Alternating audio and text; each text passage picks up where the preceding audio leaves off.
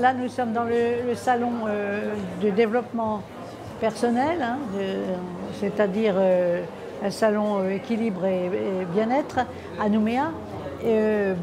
J'ai ici le stand de l'association Sophrovie. Ce sont mes élèves qui sont maintenant sophrologues, mais depuis peu, mais qui sont sophrologues et qui tiennent ce stand. L'association Sophrovie, je l'ai créée en 1991 quand je suis arrivée à Nouméa. À Nouméa, je suis arrivée en 89 avec le livre Vivons l'école autrement par la sophrologie, édité par ESF. Et c'est ça qui a lancé mon activité en sophrologie. Comme j'étais professeur, je suis venue avec un contrat de professeur de philosophie et de lettres. Je ne pouvais pas faire de la sophrologie pour mon compte. Donc j'ai créé cette association avec des amis et ça s'est développé jusqu'en 2002, jusqu'à ma retraite. Et en fait, j'étais à ce moment-là à Poisdigny, ensuite je suis venue à Nouméa. Et après cette période de la sophrologie, parallèlement, j'avais fait une psychanalyse avec le docteur Jean-Pierre Hubert. Et ensuite, j'ai été supervisée et avec une analyse didactique avec le docteur Nasio. Donc, je suis devenue psychanalyste. Et j'ai continué à travailler avec le docteur Bellet à Vaison-la-Romaine dans l'association de confédération francophone de thérapie brève et d'hypnose ericksonienne et la CFHTB. Et depuis 2007, j'ai donc été formée et on m'a décerné un diplôme, comme entre guillemets, puisque les diplômes ne sont pas reconnus, mais enfin. Et j'ai continué mon travail de formation avec l'EMDR, qui est des séances de mouvement oculaire pour les stress post-traumatiques et toutes sortes de troubles. Alors la sophrologie, c'est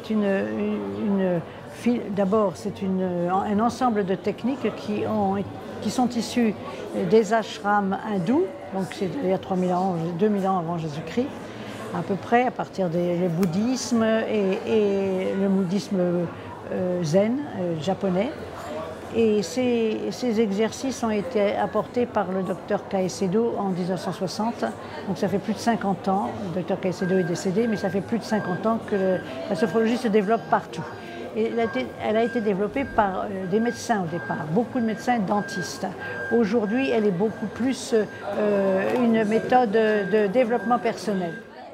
Elle a un grand avenir parce qu'on a un problème de violence et d'adaptation scolaire dans beaucoup d'écoles ici. Alors la sophrologie, même en France, et surtout aussi en France, la sophrologie permet quand même, j'en ai fait beaucoup c'est mon premier livre, Vivons l'école autrement par la sophrologie. Il y a beaucoup de gens qui font maintenant de la sophrologie des profs dans les écoles, mais ce n'est pas assez développé. Ce n'est pas une question de coût d'argent pour régler les problèmes de violence et de motivation scolaire. C'est développer pour les enfants la motivation et surtout avec la violence et l'agressivité qui les environne, d'essayer de se recentrer, de travailler sur leurs propres ressources avec des techniques de sophrologie, de relaxation automatique, de base. Par exemple, ce que j'ai fait avec le training autogène de Schulz, je l'ai appris ici dans les écoles depuis que je suis là. Donc ça fait 30 ans que je fais ça. Et je regrette que beaucoup de mes élèves se sont cantonnés à des cabinets et puis surtout des méditations. La méditation, on le sait, n'est pas favorable pour les enfants déprimés, pour la dépression. Ça n'active pas, c'est une méthode orientale qui est dans la paix, le calme, la tranquillité, mais dans notre milieu anxiogène et violent, et et surtout un peu qui manquent de repères avec trop de smartphones, trop de tablettes, trop de films, etc. Il faut revenir à travailler son imaginaire, son épanouissement personnel, développer la lecture, développer les arts. Et la sophrologie, comme l'hypnose clinique, développe l'imaginaire, c'est-à-dire le cerveau droit et le dessin ici, la sculpture, le piano, toutes ces pratiques artistiques. Bon, il faut les développer. Quand on fait du développement personnel et qu'on fait de la sophrologie, à ce moment-là, on sent qu'on a quelque chose à vivre profondément et à trouver le bonheur, quelque part, au moins la quiétude, la sérénité, être calme et tranquille. Et en fait, justement, tranquille, vous voyez, toujours autour de soi, il y a toujours des gens qui sont là, et c'est normal, c'est la vie est vivante, agressive, mais en réalité, il faut trouver en soi la possibilité de faire comme une bulle intérieure et travailler à son épanouissement et à communiquer non violemment, communiquer avec justesse, avec sympathie, bienveillance et pour vivre bien chaque jour, parce que le passé c'est le passé, l'avenir il n'est pas encore, mais vivons présentement chaque jour en faisant confiance à tout. Et ça c'est du respect qu'on peut apprendre à l'enfant. Tout à l'heure je l'ai fait, et c'est facile d'avoir une parole bienveillante et les enfants comprennent, mais cette bienveillance vous la trouvez dans le développement personnel. Est-ce que la part de la formation, de la transmission, c'est important pour vous là?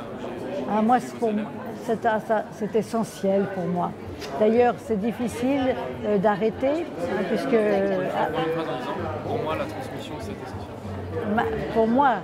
Pour moi, la transmission est importante, essentielle pour moi, parce que j'ai toujours été, depuis l'âge de 18 ans, au contact des enfants, au contact de l'adolescence et au contact des élèves. Et j'ai formé cette école et je suis toujours dans l'école depuis l'âge de 18 ans, hein, j'en ai 76 et vraiment je ne peux que transmettre. Alors je transmets par mes livres, mais je transmets aussi par l'école. Et j'ai cette année, cette dernière formation, pour moi ça a été un plaisir, c'est pour ça que je m'arrête sur un plaisir énorme. Ces femmes que vous avez vues, elles sont pleines de joie, pleines de promesses, pleines d'objectifs, et ça c'est extraordinaire pour moi. Le sens de ma vie, c'est ça. Hein, le sens de ma vie, c'est de donner mon enseignement, de transmettre. C'est pas facile de transmettre parce qu'en fait, tout ce que j'ai encore, c'est jamais fini parce que je voudrais encore transmettre et affiner ma transmission. Et je l'ai affiné, je l'ai rendu plus pratique. Il a fallu beaucoup évoluer en 30 ans. Avant, j'enseignais la philosophie, un cours magistral. Aujourd'hui, même la sophrologie, je ne l'enseigne plus comme avant. Elle a été très magistrale il y a 20 ans. D'ailleurs, c'est pour ça, il n'y avait pas assez de pratique. Il y a beaucoup de pratique et j'ai donné à mes élèves justement cette pratique. Parce que grâce à l'association Sophrovie, ils peuvent bénévolement travailler leur technique avant d'ouvrir un cabinet. Et quand ils l'ont ouvert, de le faire aussi un peu pour tout le monde. Et ça, c'est le bénévolat. J'ai fait du bénévolat jusqu'en 2002, moi. Toujours du bénévolat. Et ça n'a pas toujours été bien compris par des élèves qui ne voulaient pas donner. Or, je pense que le don, ça procure la joie de vivre, ça procure l'existence, la valeur de l'existence. Et là, transmettre, et c'est assez curieux puisque je n'ai pas d'enfant. Je transmets, je ne procrée pas, mais je crée tout le temps. C'est ma vie.